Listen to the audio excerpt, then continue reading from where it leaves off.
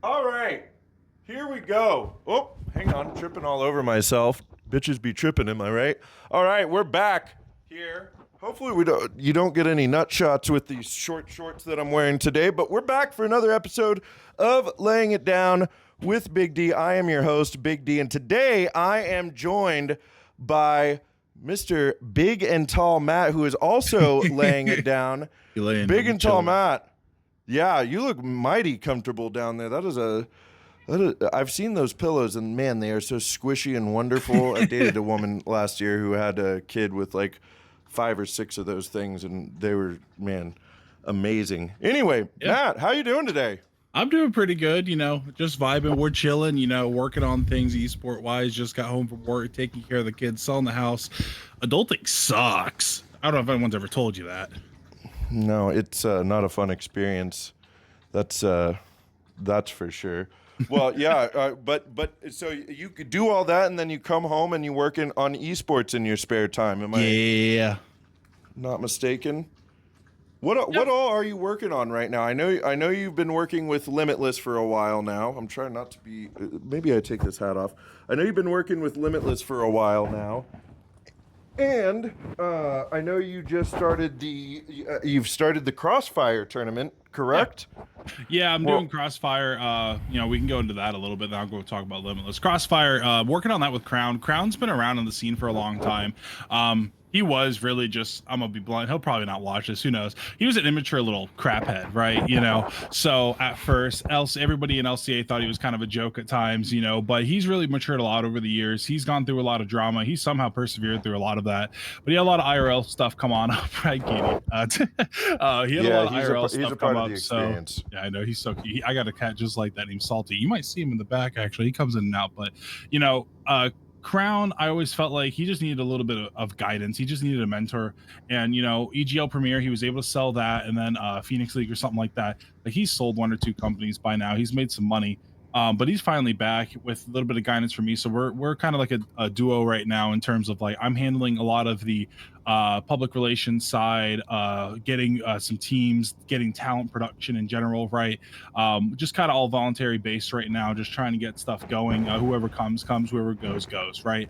In terms of that regard. And he comes to me for a lot of advice, and I go to him. He's great at organizing things, right? And he's really passionate for somebody that's been in and out of the scene for like what 4 years on and off. It's like he still has the desire to want to be a part of North American Counter Strike. He's actually helping a few of his buddies get into esports as well in terms of running orgs and getting into Counter Strike. They already are orgs, excuse me, but Crossfire is going to be fun. I'm hoping to. I hate saying compete, but I hope to be up there with like the Dust 2 guys eventually because they're just starting out. Don't think we'll ever get to Philadelphia level in terms of hosting lands unless we host one with them.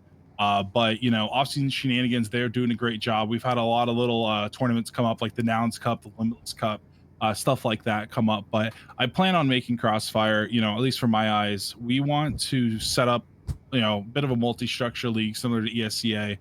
Not necessarily compete against them, but definitely be another option for people to get more officials in the book, right?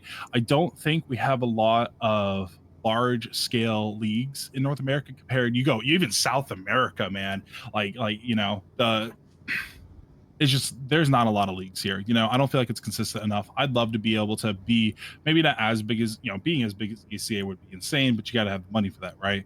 But being able to do a multi-tier league, have like a tier 1, tier 2, tier 3 kind of system, like open advanced ECL, right? That's the goal in my eyes. I want to see that. I want to get VRS points. We're working on getting that for the tournament we're hosting right now. Actually, Final 2 should get some. HLTV, we're trying to get that as well. But Crossfire is a fun project, restarting in business. It reminds me of LCA when I first started it. So it's a bit of a headache, but we're getting there. But yeah, Crossfire is fun so far. First season going on right now. We actually had our first few matches this weekend. We should be covering a match tonight and a match tomorrow as well. So that'll be fun. That's tonight, Thursday, the 7th. Is that what the day is today? Thursday Right? the 8th. It's Thursday the 8th. Okay, we know what day it is. This will be coming out on Saturday the 10th. So, Yeah. is there Watch anything VODs. happening on? Yeah, go watch VODs. And is there more Crossfire happening next week? Yeah, it just all depends. So since it's voluntarily based, my goal is 2 games a week. But me, if I could cast every game, I would. But unfortunately, I can't do that anymore, right? I used to do it with LCA League, the 10 mans. I think I did a bit with Carbon X, even the EGL 10 mans. Like I would just cover those games, right, and just have fun. But it's all voluntary based. So my goal, like I said, is 2 best of 3s a week to cover.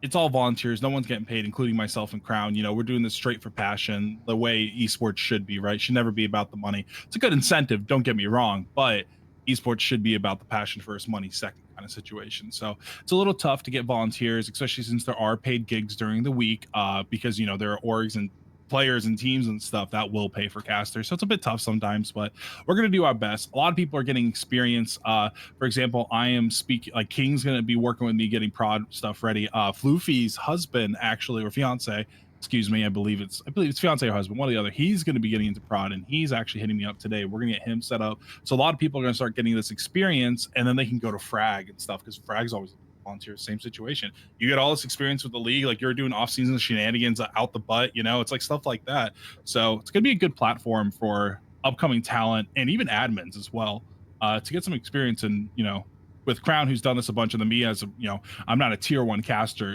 by any means. However, I do understand the scene pretty well, right? Tier 1 in my eyes. Now, well, I barely cast anymore. No, but you stay incredibly busy supporting the scene in really important ways. And like you said, it can't ever be about the money in esports, especially right now in North American Counter-Strike. Like, I know as a caster, I've gone through those ups and downs where it feels like I'm banging my head against the wall, like doing this all for free. And like, can I keep doing this without making any money from it? And am I wasting my time? But it's like, I come to these moments where I really reconcile with myself and do realize that, like, well, what else would I be doing? Like, this is what I love. This is what I care about. So no matter what happens, I got to keep doing it. And so, yeah, that as I love, well, and we were just talking about it before I started recording. You are similar. You are one of the only other people that I know that doesn't follow tier 1, tier S world Counter-Strike and stick to the North American guns, baby. You got to support the homeland. Yeah, and like we were talking about earlier, before we started recording, JBA, like CXCI, just the people that have grown up and and are now playing in these tier 1 events. I cheer for them, right? That's just how I see it. With who I always forget what the Grizz and Co. That org's name is still new to me, and I feel bad. It starts with an M, and I know Marsborn. I wanted to say I had Marsborn in my head, but it's just still a new name to me. I haven't said it 1,000 times like I have every other work, right? But seeing my boy Grizz and Modem playing together makes me so happy. I get so much more energetic about this tier 2 and the lower echelon, I guess. Maybe tier 1 NA at least, right? They consider wild card in them, right? NA, but it's just so much more fun watching these players like that I casted when I first started years ago, finally in tier 1 Counter-Strike, and then even upper echelon, the ECL teams, right? It's just so much more enjoyable watching that. It's like I practically watched this dude grow up, right? So now here they are, taking, especially like JBA and Lay, taking on the best of the best in the world consistently now, and it's absolutely insane. Nyx and CXCI, 2 other names, right, that are just like, they're getting their reps in with complexity finally. They've been absolutely freaking killing it too. The 2 of them as individuals and as a team. It's going to suck with the whole Halzark drama going into the major. I wanted to see them, in NA try and defend the turf a little bit better, but we'll see how it goes. They got I believe it was George on Nouns or something like that, subbing in. I know, that's what I'm saying. Tier 1 stuff. It's like I just don't know on the top of my head like that, except for my boys. But yeah, I don't know. Tier 1, it is fun when I watch. Like, don't get me wrong, I do enjoy watching it, right? But I won't go out of my way for it. I'd rather be playing with my kid or something like that,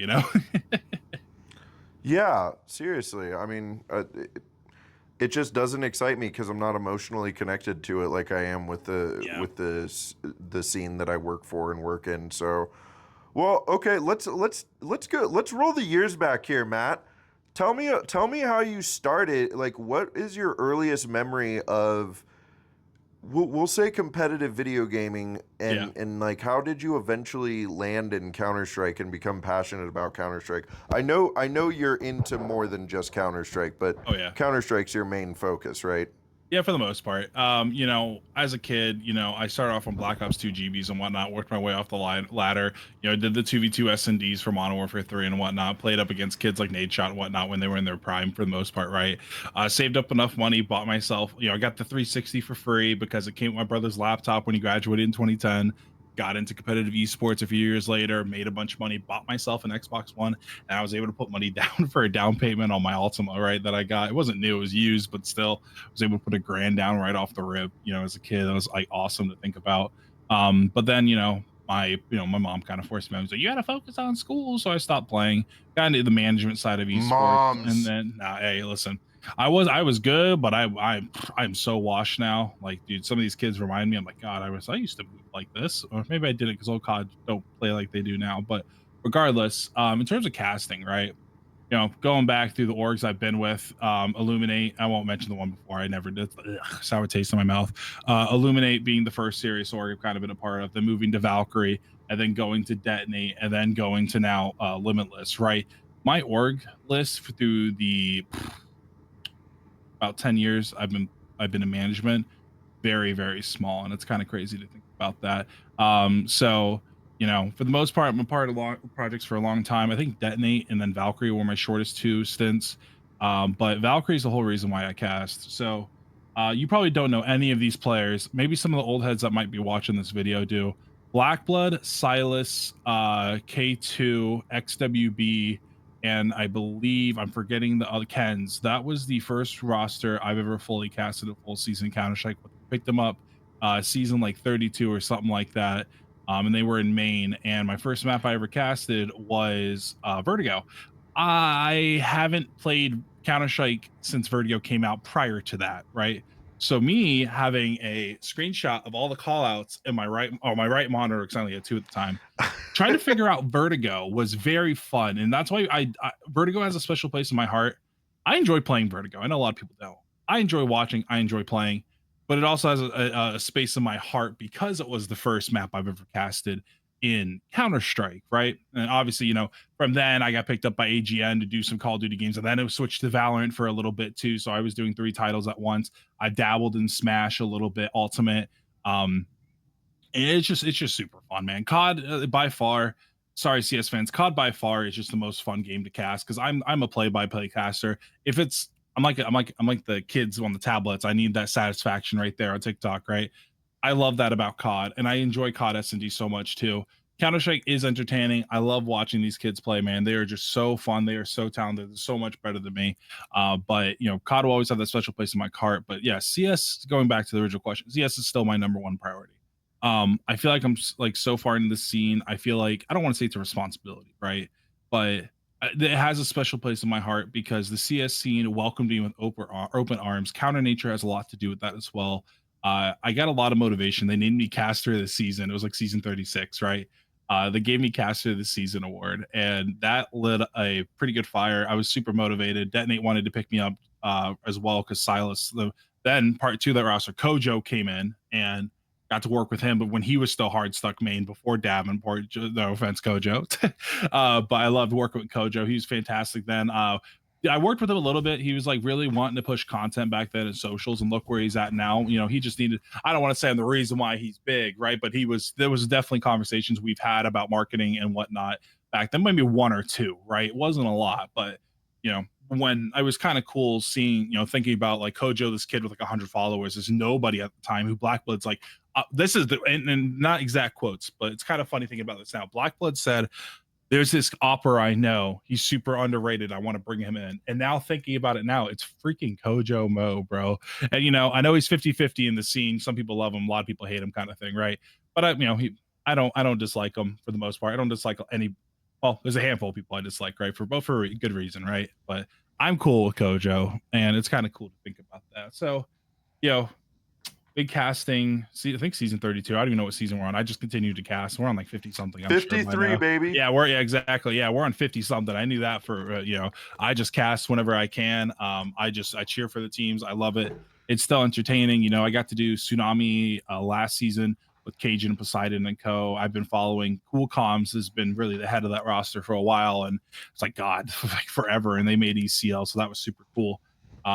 But I don't know, man. Just tier 2 Counter Strike and Counter Strike as a whole, it just it's satisfying to watch these kids adapt and just play at these high levels, man. It is. Well, I was going to ask too. I mean, you're familiar with more than just the Counter Strike esports scene. One of the things that I find in esports is like most people, once they find their esport, that's the only thing they know and that's the only thing they're into. But you've Yeah. got a unique perspective of having your fingers in all these pies, so to speak. Yeah. Uh, what do you find that like Call of Duty is a much more like in North American esports is a much more profitable esport, or do all esports kind of face the same problem that Counter Strike does? I think it's a tough one, right? Because esports as a whole is not profitable in my eyes. It takes a lot to be profitable. Um, a lot of it has to do with content, but people say content and don't do anything. Content's king. Well, then you make crap content and you don't do the right things, you don't follow algorithms, you don't post in spaces you're supposed to post in. Um, Esports itself is not profitable, but the things surrounding esports are profitable, right? I hit the biggest example is getting a sticker in Counter-Strike. That crap can fund an org for a while, right? Not going to say orgs I've spoken to about it because I don't know if they're supposed to tell me this information, but more recent orgs I've talked to about like how the sticker situations work, and players as well. It's really interesting to see. It's like they get a decent, even if they're like kind of a smaller player, you still got people making crafts with them. It's still random. Like people get them, they apply them. They always get a certain fraction of that. It's really cool. But going back to the esports side of things, right? I think tier 1 COD is such a joke, and I think anybody, especially Tawa, I see Tawa complain about it all the time. Connor, Cerner Sandals as well. We're on this, and Saban's another big person that hates tier 1 COD. Um, as much as I love production of the Call of Duty League, I think that side of things is amazing. The actual games and the actual CDL League itself is awful. I think franchising could be done right. Just Overwatch League and Call of Duty League aren't doing it right. I think League is a good start. Valorant is pretty much copying the League system. I like the League system a lot. But part of being the esports director of Limitless, like I have to know these things, right? So that's part of it. So it's like just compare one esport to another in terms of revenue. It's extremely tough. If you don't have I don't want to say niche, right, for that crowd, you got to pull them in somehow. Like Limitless thing is Rocket League. As much like Rocket League, I enjoyed it. I don't love it. I love watching my players. I love watching when we got these like we were going to lands and stuff. We're tier 1 east. We're tier 1 org in Rocket League, which is insane to think about, right? Now, do I wish I was tier 1 or even upper echelon tier 2 Counter Strike and COD? Oh hell yeah, man! I would be all over that. If we were in COD, Apex, man, and CS. Those are the three I want to be in. League. That's another one we could throw in. Then we're throwing Rocket League. If I could be in 5 esports, those are the 5 esports I would be in. 2 of them purely for passion. 1 of them for like League's the best esport to be in if you can invest into it, in my opinion. So Apex, if everything that was supposed to happen, Apex would be a tier 1 esport in my eyes too. But that's a whole nother conversation that could be had. But overall, I think like going back to the profitability of different esports and whatnot, it's esports itself, I'll say it again, is not profitable, but everything surrounding it can be, and you just people got to learn how to make it profitable. Takes a lot of individual work and talent, and there's no like magic trick to it. It's just you can't look at just playing the game as something that's going to eventually be profitable. The only thing that can be potentially profitable for is players, but even that they're looking for outside sources of income as well. So, yeah, okay, well, nice. What do you think some of the pitfalls of North American Counter Strike are right now? Because we all know it's not what it could be, but what does BignTallMatt think? Willingness to play is one thing. Willingness to grind, whether it be a team aspect, outside. How do I want to put this? Don't just play the game in practice. You got to do other stuff too. If you want or this is going to ECL teams or any advanced team asking for a salary. If you're coming to me asking me for thousands of dollars a month for an entire roster, and you're not active on socials, you don't promote anything, you don't stream, you don't make content, and all you do is go practice and play the game, you're useless to me in my eyes, right? And that's just how it is. I hate saying useless; it's a bit harsh, right? But if you're not No, doing get other real with the people. things, Lay it no, down. yeah, no, I mean, useless is loud because they're a brand, their identity for the brand, right? But that's the part of it. If I had the opportunity, like some of these players, right? I think what's a good example? Like Mythic stream, that's unfair though. Mythic's not really an org, you know how that is. But it's like, I like Cameron on Kembo. He's been streaming, like shout out to him. He's been streaming a crap load. Austin, even prior to Mythic, was streaming a crap load. Kojo, prior to everything he's ever done, ever since Davenport, he's been streaming like a mother hacker, right? And Fruit Cup's been streaming a lot too on Blue Jays. And there's just all these different people. I would rather have a team with those 5 people or 6 people I just mentioned than like anything else, right? I'm willing to pay that money because I'm not just paying you to play the game and win. I'm also paying you to make content. I'm also paying you to be active on socials. If you're coming to me and I want to add a team so bad from years ago, and then I want to add a team now too. If you're a problem child on social media, I'm not looking at you. Sorry. They're like, hey, help us find an org. 3 of the 5 players on your roster are freaking problem childs, and I don't know what to tell you. They are always beefing, saying some stupid. Am I allowed to curse on here? Yeah, let it rip, Oh, baby. saying some stupid shit on Twitter, and they're trying to like turn things around, like it just is. I hate saying false narratives because it sounds whatever, but it's just these players are just sometimes insufferable to look at on Twitter, and it's like I have like connection. I don't want to say it like this, but like I have like connections with like tier 2, tier 1, tier 3 orgs that I want to get into Counter Strike, and I always get asked, "Hey, is this org worth it?" And I have a decent memory of like everything, and I'm gonna say, "Okay, that name's a red flag." I'll go find why. I search profile for like 2 minutes. This is why. This is what they said. This is what they've done. Right. So I get asked a lot by teams, and despite some, maybe within the last year don't listen, and then they drop the org anyhow for not making the RMR fully and getting the stickers. It is what it is, right? Elevate. But I was asked opinions on that with the Timberman roster. I told them, I said they're talented. This is what I hate. Timberman's talented, but they need to learn how to keep their mouth shut, and they got to be normal humans, right? That's the biggest thing about them. They are extremely talented individuals. They are, Yeah. but they're unfortunately they are brand risk and have been for a while. And I've talked to these kids on LAN. Some of them, I believe, I think 3/5 of the original roster. They were cool on LAN, but it's hard to say that when you know how they've been. And there's just a brand risk in general. And I hate saying shitty people because like I don't know them personally. I know things they've done, but it's so hard. Like people hate watch. Shout out Five for he's the king of hate watching in my eyes. People do that, and it cracks me up sometimes. It really does. But just my tip to players: if you want money and you're just playing the game, you're useless to an org. Just straight up. If you're not at least streaming your FPL games or your Mythic Diamonds or whatever, you're I hate saying useless, but you are not a right fit for an org.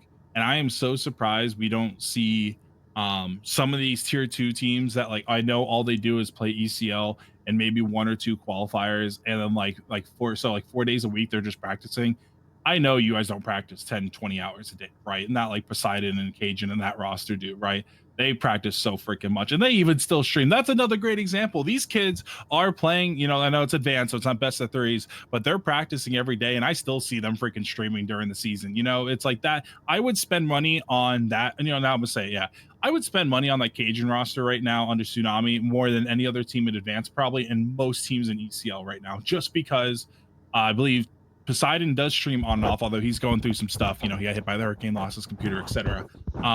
And then Cajun streams too. It's like I would invest into that roster more than a lot more, just because 1 or 2 people stream and they're active on socials as well. Cajun doing the coaching opportunities during the off season for him because they're just playing advanced, even though they already made ECL, right? It's just you got to be brandable, and you got to be able. You want to be with an org because you want to be with that org. I hate saying you're only here because I'm signing a paycheck for you, and that mindset is so fucking shitty, and I can't stand it. If you view as an org a way to get money, and you're not applying yourself to that org, you're useless. In both parties, it's just stupid. It really is. And that's why I like missed him so much, right? Missed him was under. That's another guy I should have mentioned when I was going on that rampage about players I watch, right? Nip Academy or whatever they're called, Young Ninjas. Mistum loved Limitless, and Limitless loved him. And he is one of the best players to ever go through us. Him and JBA, Grizz, Grizz is on and off, really. I'm not going to be blunt about it. I love Grizz, though. Same with Moto. Moto's awesome.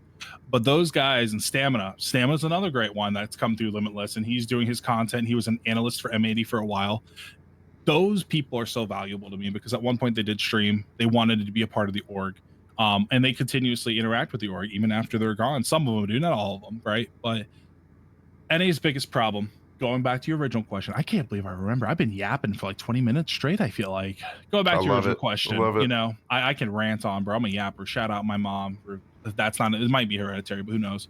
My Shout biggest out Big and Tall problems. Matt's mom for Big watching and tall, Laying It Down with big Big and tall T. mom. Biggest problems. Stop just playing the game. Do stuff outside of practicing in your ESCA officials, right? Stream, make content, interact, anything, network.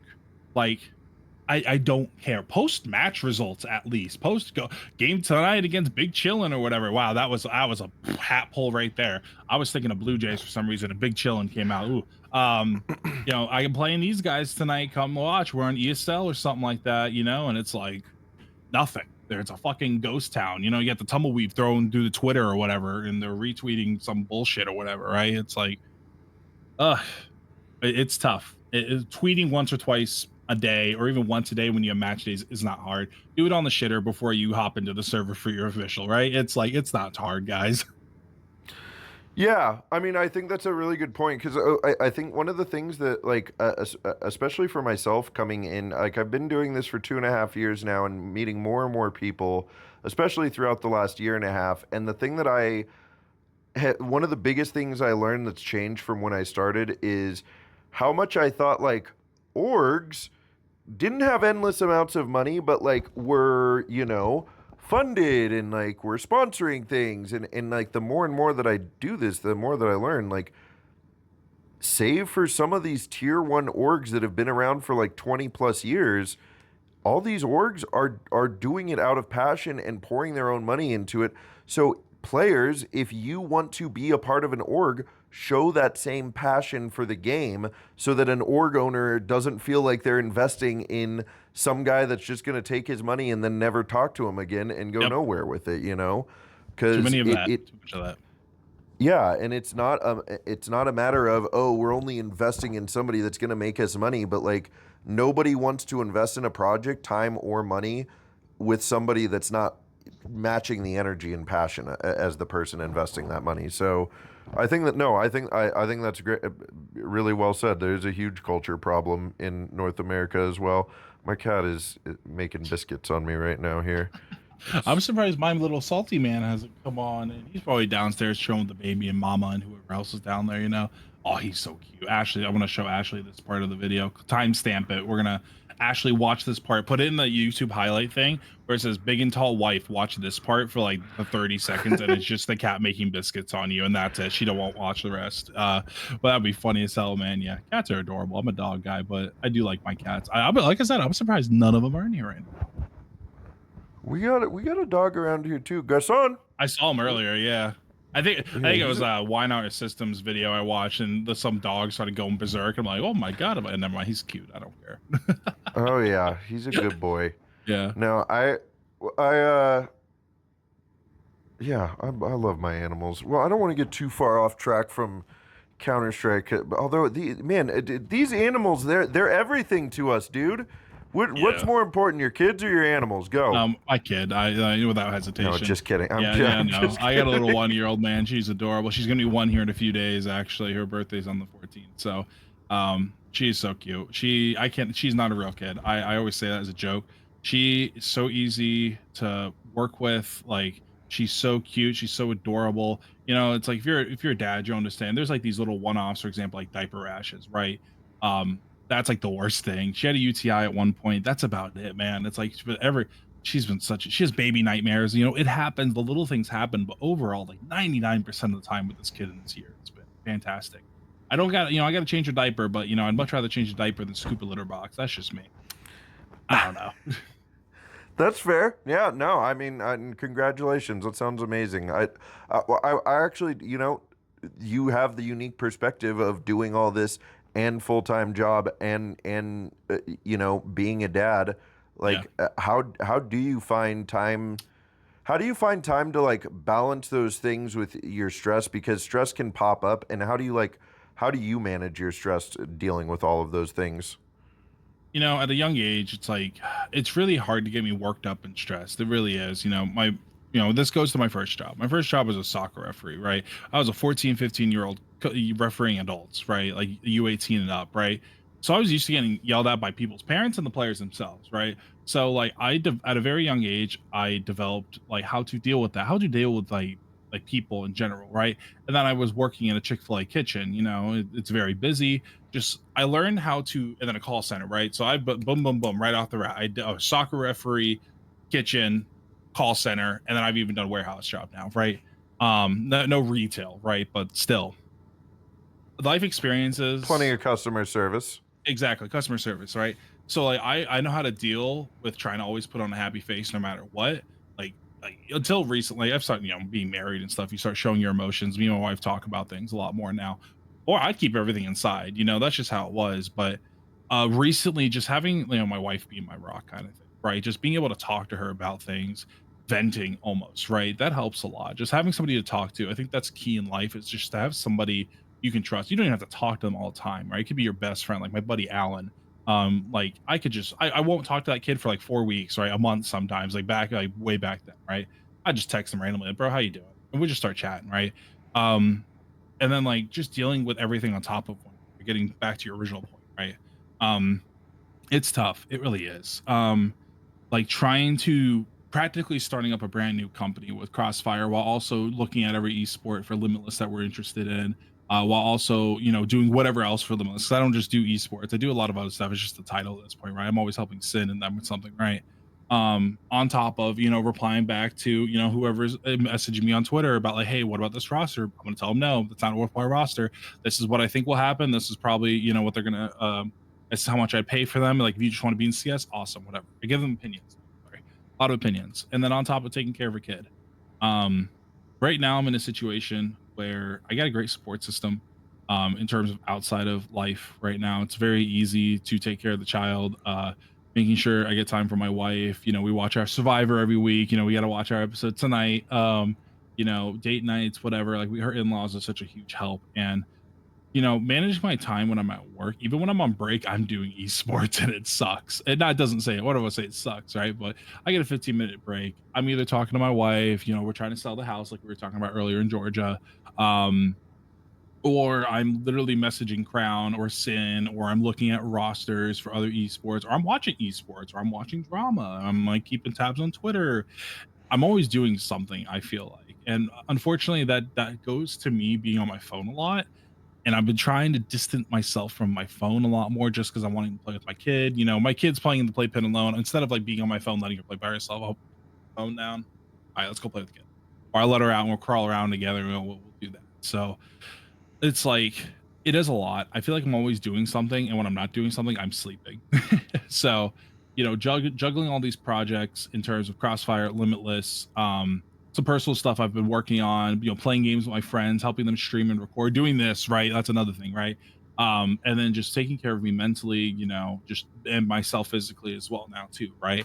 And it is a lot. It's very hard. And, I kind of, if I had 2 more hours in the day, I'd get 2 more hours of sleep, but then I'd probably be doing more esports, it's a passion. It's always fun. I like being busy. I hate not doing anything. I really do. So just juggling everything around, it's like a puzzle. It's really fun. I like the feeling of I did this with like nothing, right? That's why I liked with LCA so much. Me, Chris, and Deprive started that up with I think like a few $100s. I think Deprive and us put in, right? I mean, I think it was Deprive and Chris that put in a lot of money, but then I put in so much fucking time into that thing, man. And then Parks, Vincent, and Chris, and then Connor. Well, those three are owners, and then Connor helps out a lot. Connor was the best decision ever in esports, by the way. I think I've ever made was bringing him on to LCA as management. I freaking love that guy so much. He's been one of my favorite things I've ever done in esports. No, pause. But you know, I won't get off topic so much. Your original question, right? It takes a lot to juggle. It takes a lot not to get stressed. I think I was raised, I hate saying it like this, I think I was raised properly, despite as much crap as I give my mother. I think she raised me properly on how to act around people and just how to balance my life. I've always been busy doing marching band, doing sports, doing everything high school related. Like, I've always had a busy schedule. So like now doing it when I'm an adult with esports, full-time job, taking care of a baby, it all just kind of falls in place. I make it work somehow. I might reply a little late, but I might reply a few days late, but we'll get to it eventually, right? For example, with you messaged me and I was like, oh my God, I forgot I opened his text. And then because you messaged me back or whatever, and I was like, oh my God, I totally forgot to reply to him because you messaged me when I was recording a video. And I was like, okay, I'll remember to do that. And then the recording stops. I go to shower, go to bed, right? It's like that. So it's hard to keep up sometimes, but I do try to make time for everything. If somebody needs me, I'm typically there to help, kind of thing. That's just how I've been. I've always wanted to help people. I think that's amazing. You make yourself available for those around you, and they make themselves available for you too. It sounds like so. I think that's pretty fucking cool, dude. Yeah.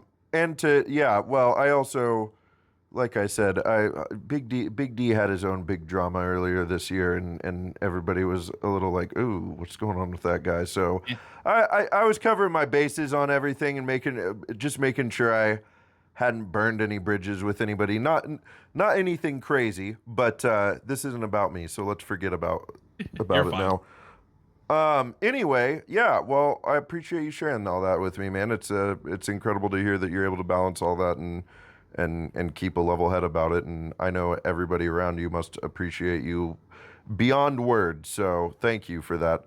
Yeah, no, it's fun. I'm gonna switch it back to some Counter-Strike here, and then I've got only a few more questions here for you, and then we'll go ahead and wrap things up. How do you feel about this VRS system? After about 6 months, 5 months. For people that grind the game, it's worth it. People that got money to go to these LAN events, like Frag is doing Frag VRS is fantastic. I think for other regions like Europe, I think it's fantastic. It's very tough for NA for people that can't travel, right? If you're stuck at home only playing qualifiers in these little leagues, it's a little tough. But overall, I don't mind the VRS. I think it's a lot of fine tuning has been done, right? For it. But at first I hated it. I was like, oh, this is awful. What the hell? Like, let's just do regular qualifiers, let's do regular invites. And now it's like, now that it's fleshed out and we've had it for what, not a full year yet, I don't think. Maybe No, it has it's been. 4 full months. Yeah, exactly. We're in Yeah, the that's what I 5th thought. month of it. I was like a 6 month. I don't know why I thought a year. Regardless though, now that it's more fleshed out, it's really cool seeing a team like Revel's a great example. Revel is ranked decently high on the world stage, to my knowledge, right? Because they go to frag events, and Jackro and them, shout out. They just got picked up, by the way, by Nocturnal. Yeah, Nocturnal. Yeah, so shout out to Jackro and Mads, and then Mads is a content creator for Limitless, so extra shout out to her, of course. But for people that can go to these events in NA, awesome, fantastic, right? But it's tough in North America because it's so hard to grind for these VRS events because there's not a lot. We got the Dust 2 event. We were able to get some VRS for the Limitless Nouns Holiday Cup. I believe top 2 or maybe top 4 got it. We're working on it now for the for Crossfire, where we're in talks with Valve right now, getting at least the finals, hopefully, knock on wood. With that, I don't know if Off-Season Shenanigans is getting it. I think We're working on it. heard, yeah, okay, I would say last time I heard from somebody, they said they didn't get it either, which is not, it's a grind, that's like them having it after how many seasons they've done. It's all right. Everyone's gonna get there at one point. I fortunately have an in with there he is. There is the man. Salty man. There he is. Do you have a Russian blue as well? Is that what this is? That's it looks like my Momo. Yeah. Yeah, that's a Russian blue. Salty. Your tails will be hell yeah. But yeah, make VRS, long story short, I think it works as a system for the most part, buddy. Hi. It works as a system for the most part for people in Europe, in my opinion. But North America, it's tough because you got to have money to travel. That's a big thing. There's not enough events. Like we had like maybe 2 Dust 2 events like that a month. Great. And now I think there was a rule, if I recall, I don't know if they swapped it back, but you don't get your ECL points till after the season is done. That also messed a lot of people up too, and I don't like that at all. I think after an official has been played, I feel like you should get the points for it. But I kind of see where the TO Valve is coming from with that too. So I do like the view. It makes it more entertaining to kind of watch. It makes it more satisfying. Like, oh look, my team has more points than yours. The child in me, right? When it comes to orgs, right? But I mean, I guess every org has more points than me since I don't have a CS roster at the moment. So womp womp for me. But regardless, okay, don't do it, buddy. There he is. No, I know he's he trying is to determined to be a part of this. I know. Here you go. Want to sit there? That's where he sat for my Tsunami cast. Him and Blackie. Mr. Blackie's name is Smoke. We named him after Rainbow Six Siege operators, Smoke and Blitz. Salty got Salt because he looks like Salt and Pepper. So he looks like Pepper, but they call him Salt at the shelter. His brother was Pepper, I think. I don't freaking know. My wife could tell you. I might be just making that story up for all I know. I don't know why the hell his name is Salt. I'm not gonna lie. It's a good story. Stick with it. No. We found him in a salt mine in the middle of somewhere. We dug him out of a salt quarry. Exactly. He was frozen in amber. He's actually from a prehistoric era. He's a clone for they extracted him DNA of a mosquito. But back to VRS. Yeah, it's good. I don't mind it. Now that it's fleshed out, I don't mind it. I just wish we had a little bit more events in NA, so it's a bit more fair for the teams that are kind of trying to punch the ceiling. Like example, like Okembo's been doing a great job. Tsunami's another one. Blue Jays, I feel like Blue Jays are kind of fine right now where they're at. I think they're like top 60 in the world right now, and I think that's solid for them. They've been going to events too, so they've been kind of all right. But like God, like a team like PA and Nouns, like when they were still like relevant, not relevant, excuse me, when they were still actual rosters, I think PA is still going through the drama, and then Nouns is they just lost to Cryptic's leading that charge now. I think they just announced the Swedish duo, I believe, if I recall correctly, that were on, I think, Weeza and Co, but I forget, something like that. But yeah, BRS, it's great as a whole. We just need more events in North America for it to be great for us. I agree. Yeah, I think so. I do like seeing what it's doing for Frag right now with getting ninjas in pajamas over there. That's insane. A few weeks ago.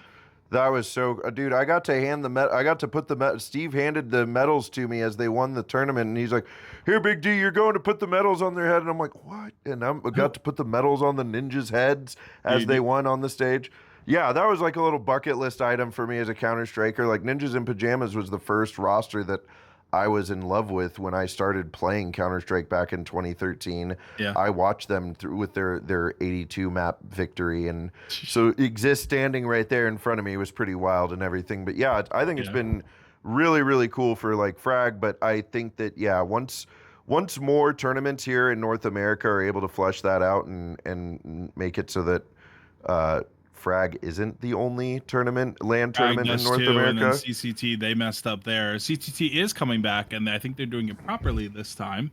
Because I guess they didn't do the invite. They didn't do the invites right, to my knowledge. So that's why they lost the BRS privilege. So that kind of messed up a lot of teams that did really good in that. But they got the money, though, at least. So I guess that's a little positive. They were able to make some money off of it. And they got the exposure from being on the streams because, CCT, they do attract a number of people.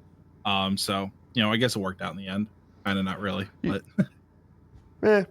well, if they're coming back, stronger than ever. I'm in this for the long haul, baby. I'm curious to see where this is 30 years from now. But all right, I got two more questions here for you. Yeah. The first one we already talked about. You're not a tier 1 watcher, but the major is in North America, so let's touch on it anyway. Yeah. What any major predictions coming up here? I think FaZe winning with Simple would be hilarious. I want to see Complexity go far, Wildcard go far, and any of those other orgs that I know go far. I will be hate watching with Fi, as I always do through TikTok, and I think it's just hilarious. I think Blast setting up a headquarters here in North America is also going to be freaking massive. We're going to get more of that. We can go back to that. VRS, more events in North America, hopefully more North American slots in general. So we get people like the Marsborn team that can go a little bit far and almost make a major, right? Going back to VRS question a little bit. But I think Simple winning with Elige again, or just playing in general, is just funny as hell to me. And I think that's going to be super fun. I've been a fan of FaZe since I was a kid. So it's like Elige going to FaZe is awesome to me. And then Simple. It's just, he's a North American legend. Like, as he might, I don't know, keep some of that to myself, but overall, Simple, cool guy. I don't mind him. It's gonna be a fun major regardless. I wish I could go to Dallas, be my first tier 1 event that I think I've ever been to. I believe, well, no, I've been to DreamHacks. They have the tier 1. Actually, I think they classify those as tier 2, actually. I'm not sure, but regardless, I don't know, it'll be fun. I'm rooting for Complexity, FaZe, Wildcard, M80, all those teams that I know and love. Are you going? No, I can't go. I can't afford that crap. I barely could afford to go to freaking what was it? What was last Frag KC? The only reason I could go to Frag KC is because I drive there. You're right. Yeah, that's one of the only reasons I was able to go to Vegas a couple weeks ago is because I could just drive up there from Tucson here, and that was a nice little drive through the desert. Yeah, I think FaZe. We'll see what happens with FaZe. I hope something exciting happens with Simple, but anybody that knows Big D knows that I'm rooting for this Vitality roster through and through because I've been a big fan of them for a long time, and them adding Rops is just. I think we got a dynasty on our hands for the first time in CS2. Well, Matt, I got one last question here for you, and this is the same question I ask everybody. This is your opportunity to get on a soapbox and preach. It can be esports related, life related. You've already touched on both for us here. Yeah. But if you could talk to your younger self and give them some advice, what would it be? Like how young? Esports young for me, or like competitive esports? What are we talking about? How young? Like OG first game casting, like young Matt, like 4 or 5 years ago, more than that. No, like young generation, Gotcha. Like 10-year-old so Matt, like the little standard kid question. Matt. I got you. I didn't know if you want to keep esports. Small. So you talk to small and short Matt. Man, how do I want to say this? It's like the standard of like, you know, stay happy has been my motto. You know, I don't know why it's like people are dicks. Just spread positivity. I think, you know, keep doing what you're doing as a youngster. Put yourself first. I feel, you know, we kind of touched on it. I'm always there for other people, but sometimes I really do just need to put myself first. And especially when I was younger, you know, don't be afraid. I tell younger Matt, don't be afraid to just tell someone no. Hey, I just need a day off. Hey, I really just don't want to go out today. Can I just need to catch up on sleep or something like that. And, you know, it's like, just take time to do things that I wanted to do rather than doing things other people do. And, you know, just like people aren't there forever, you know, just remember, cherish the moments you do have and just, you know, I don't know, be me. I feel like looking back on my younger self, I've made some mistakes. No one's perfect, of course, but I'm pretty happy where I'm at today as a human. Maybe I could convince my younger self, hey, when you and Ashley go to buy that first house, don't. And so you don't have to worry about selling it with a realtor, you know, joking aside like that. But, you know, I think just stay happy, stay positive, you know, ask for help, ask for forgiveness, and just give more time for yourself is probably the main thing I tell myself, my younger self. That's beautiful. Well, I appreciate you so much coming on here, Matt, and joining me. I hope someday again, 6-7 months down the road, when we've interviewed everybody in North American Counter-Strike and we come back around the horn, we'll have you back on. And we talked about maybe bringing up a juicy gossip podcast sometime called Cranking It Out with Big D, but that we'll see about that. So anyway, Matt, thank you for joining me, and thank you all for watching. That is it. God, getting up is so hard.